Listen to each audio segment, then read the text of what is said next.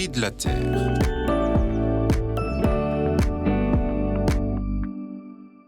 Remets-nous nos dettes et donne ta paix. Tel est le titre du traditionnel message du pape François pour la journée mondiale de prière pour la paix du 1er janvier 2025.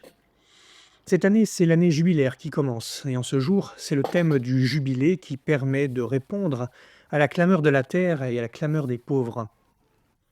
Pendant le jubilé, selon les indications de la Bible, on remet les dettes. Nous avons tous contracté une dette importante envers Dieu, les pauvres, la création et soi-même, notamment en promouvant de manière directe de nombreuses injustices globales. Ces injustices, dit François, prennent parfois l'allure de ce que saint Jean-Paul II a appelé des structures de péché, puisqu'elles ne sont pas seulement dues à l'iniquité de quelques-uns, mais se sont enracinées et reposent sur une large complicité. Par conséquent, continue François, chacun doit se sentir responsable de la dévastation à laquelle notre maison commune est soumise, en commençant par les actions qui alimentent les conflits et affligent l'humanité. Pour en sortir, il est nécessaire de vivre de manière renouvelée la vertu d'espérance. Je cite encore François, « Si notre cœur se laisse toucher par ces changements nécessaires, l'année de grâce du jubilé pourra ouvrir de nouveau le chemin de l'espérance pour chacun d'entre nous. »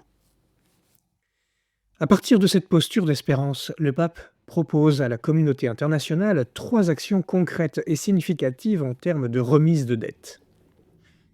Il reprend l'appel lancé par saint Jean-Paul II à penser à une réduction importante, sinon à un effacement total de la dette internationale qui pèse sur le destin de nombreuses nations. La dette écologique, inclusivement. Il demande deuxièmement un engagement ferme à promouvoir le respect de la dignité de la vie humaine, depuis la conception jusqu'à la mort naturelle, en particulier par l'abolition de la peine de mort. Cette pratique anéantit toute espérance humaine de pardon et de renouveau.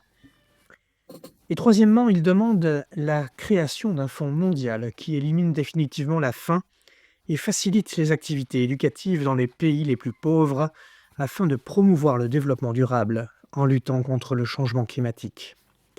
Enfin, conjointement à ces actions collectives, doivent se traduire en une forme de conversion personnelle par ce que le pape appelle le désarmement du cœur.